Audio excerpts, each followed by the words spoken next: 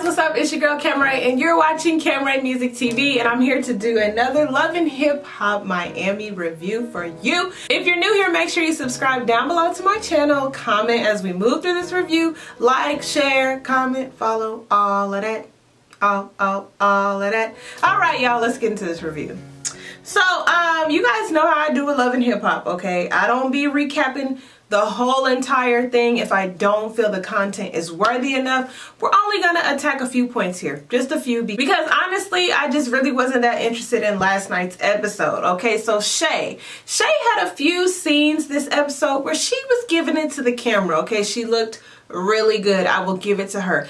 From someone who has had some dry lace fronts in the very beginning when she was on this screen, and y'all, I've had some dry lace fronts. I've had some lace fronts where the glue, the got-to-be glue was caked up mixing with the makeup. I've had it. So to see her looking like that, you know, a couple years ago, you know, it just kind of, it humbled me and her, okay? But anyway, she's gone from that. You know, she gained a little bit more weight, and I kind of liked her thicker actually, but you know, she's lost weight and everything, so she's come a long way. Anyway, I was saying, in these scenes she looks really good, right? She was giving it to us at the beach. She had a nice glow, she had a nice look, her hair looked good, but her mouth is still what's gonna get her in trouble on this show, okay? While she's very relatable and she says real things, she kind of has no filter, and she's like mean about it to the point where you just be like, ugh, why is you talking like that?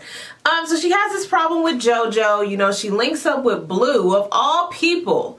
In the very end, you know, she links up with Blue and she's telling him all this stuff, and I'm just like, where does Baby Blue fit into all this? Okay, I don't know why she's going to go meet up with JoJo with Baby Blue and Pleasure when you know Baby Blue and Pleasure already have an issue. I tweeted that. Like, how could she think any issue was going to be diffused talking about he going to be the angel on her shoulder? Shay, Baby Blue is far from any angel I've ever seen. Okay, so that was one thing that I had an issue with, you know, this episode.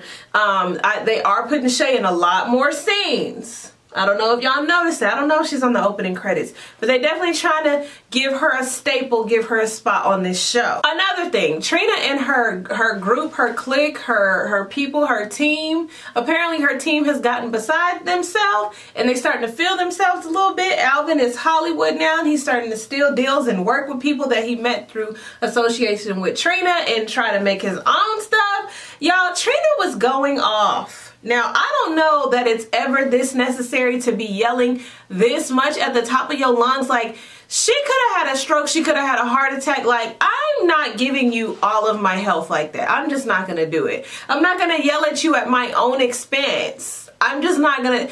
Trina was yelling to the rooftops, and they was just looking at her normal, like they used to her talking to them like that, like normal talk. Nobody else got heated, nobody else got turned. She talking to them turned. And nobody, like, it just seems so unreal to me. So unless she turning up for the cameras, I was so confused. And then Alvin ended up getting fired because he really was beside. I said, now what is this? What is this? I don't know why Alvin is so Hollywood now, because, you know, I didn't see Trina's team on TV. I did see Alvin last season. He did get into it with Bobby. He was on the reunion. He wasn't on there that long, but I'm still like, why is your team feeling themselves? Why is Alvin feeling himself so tough? Why is he calling himself the creative director? Why, as your assistant, does he feel like he needs an assistant? I just was like, what is going on? What is going on with Trina's camp? I have no clue. Let's see what else. What else, y'all? Because I'm not about to be here all day. I can't do it. I can't do it all day. I still got on my work clothes. Whoa.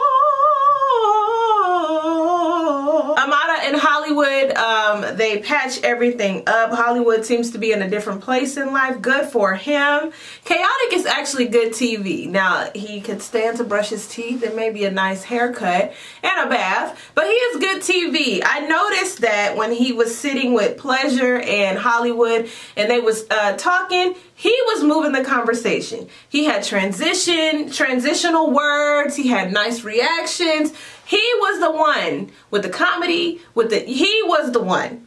Okay, y'all keep him, Mona, keep him on this cast because he knows how to move a conversation. So 2 more things and we're gonna wrap this thing up because that's what we on for tonight. Okay, because I'm already late. Bobby Lights. Bobby Lights is torn in between the two, cause I really wanna be with you. And my heart telling me I could leave, I should leave you alone. Okay, cause he is trying to figure out, do I need to rock with my cousin and continue to wait on her while she sets up probably something super promising for me? Or do I get with this new record label that needs a fresh face, that is really passionate about getting me out there, but has nowhere near the same amount of connections as my family, as someone that I know, but they're ready to go right now. Okay, this lesson just repeats itself in life.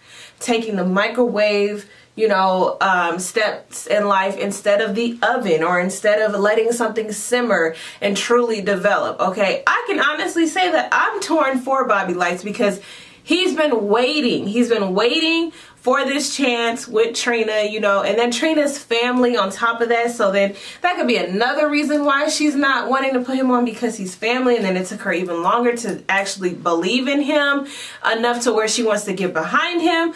And so it just kind of makes you wonder, like, do you side with her because you know it's going to be done right? She's going to have your back. She does have all these connections.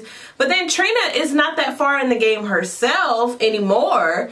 So I don't know. I feel like Bobby Lights is torn, because it could be something hot right now versus something that's taking a while to heat up. I don't know. What would y'all do? I think if family is really family, I could come back to family. That's just what I think. So the last thing that I noticed, Jessie Woo. Jessie Woo's in the studio. Looks like she's singing a hook for somebody, some rappers or some record label. She's all excited about her hook, and she is ready to take the track home and share it with her friends, and she'll probably share it with her followers. Like, look what I did today. Look what I worked on today. And they quickly let her know, like, you're not going to be able to do that because this is our song. And it opens up this whole conversation to where, she feels like every time she thinks that she's in, the door gets closed in her face, blah, blah, blah, woo, woo, woo. Okay, I'm explaining this to y'all because I feel like I've said it enough. If you are a friend of mine, if you're somebody who's been subscribed to this channel for a while, if you know me personally, you know that I am trying to learn all this stuff on my own, because I have been through the whole do something in a studio, lay down some tracks, and then somebody holds your tracks for ransom. I'm not gonna give you this unless you sleep with me. I'm not gonna put this music out unless you sleep with me. Or I'm gonna delete all this unless you sleep with me. I've been through all that. I've been in the booth, and then somebody's trying to do stuff with you, and then you gotta leave in tears. I've been to the point where, I'm working on projects and stuff, and then you gotta second guess, is this a friendship? Is this a business relationship? Why is he flirting? Been through all of that. So as a woman, you want to develop your own stuff. Jessie Woo, that's what I see for you, okay? You're talented, you're beautiful, you have a following. You can truly, really, for real, do it on your own, because that's what YouTube's all about. It's about using what you have in your very own house to create a following and an influence. So you essentially don't need these dudes. Learn that stuff in the studio and do it yourself. It's unfortunate, and I know all men aren't like this, and I actually feel like these men were kind of trying to show her, like, you can't just take our track like that we're working hard on or whatever. And it did seem like it did have more of a business outlook on it. But then at the same time, I truly felt like she would not be in this position if she knew it herself. When you have to go to someone, because honestly, if she went there to sing on some hooks, then you go there, you sing on your hooks, you do your transaction, you get your check, or you get your royalties or whatever, and you be on about your way. But because she has these dreams of being a singer, she has these dreams of being, somebody, she puts all that into what she's doing in that studio. So she's gonna feel like, this is it, this is my time, blah, blah, blah. And then you realize, no, this is their time. They just needed me for such and such and such and such. If you had a lot more going on outside of them, and you were in charge of that, you knew what buttons to push, you knew how to coach yourself along, you knew all of that, doing something for somebody on their one little hook, that would not bother you so much. And that's what I'm saying about us women. We got to learn it all, so that when these men be like, I'm gonna hold your tracks for ransom, let it be your studio. That's what I'm saying. I don't know Jessie Woo's skill level, I don't know. And I don't even know that she wants to be in this position that I'm talking about. I just know that for me, when I saw that, it was a trigger for me because I know the story all too well of going to go sing and a dude is trying to try you in the studio and all you want to do is sing.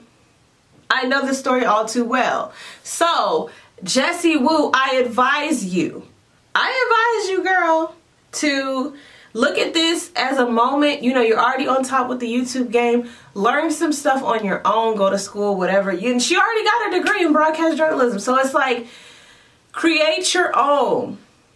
And utilize, you know, get your checks where you can, build your network and network where you can, but build your own, okay? Okay, and I'm also talking to y'all out there.